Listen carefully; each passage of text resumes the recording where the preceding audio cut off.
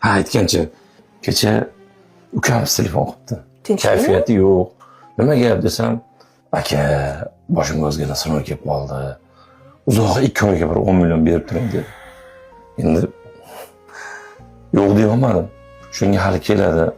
10 million berib yuborgan. Esingdan chiqmasin. Dadasi, bekor qilibsiz shu ishni.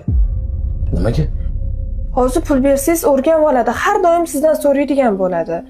Hozir o'zimni ham ishlarim yurishmayapti, imkoniyatim yo'q desangiz yaxshi bo'lardi. O'zimiz uchun ham yashaylik. Ha, bu kelganda o'zing tushuntirib bo'lmasam, xo'p? Bo'ldi, xavotir olmang, o'zim tushuntirib Xo'p, men ketdim. Yaxshi boring.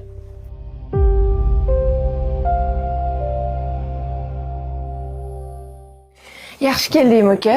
Yaxshi, rahmat. O'zingiz yaxshimisiz, opa? Rahmat. Dadam, oyim, kelin yaxshimi? Yaxshi, hammasi zo'r. Jiyanlarim ham katta bo'lib qolgandir. Ko'rmaganimga ancha bo'lgandi. Ha, jiyanlaringiz ham ancha katta bo'lib qoldi. Opa, kecha pochchamga telefon qilgandim.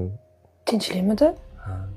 Ozgina boshimga sinovlar kelib qolib, shunga qarz so'ragandim, 10 million. Uyga borsang, opang beraveradi degandi.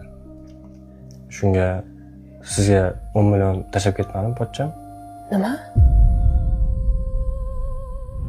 Kecha ukamiz telefon qilibdi.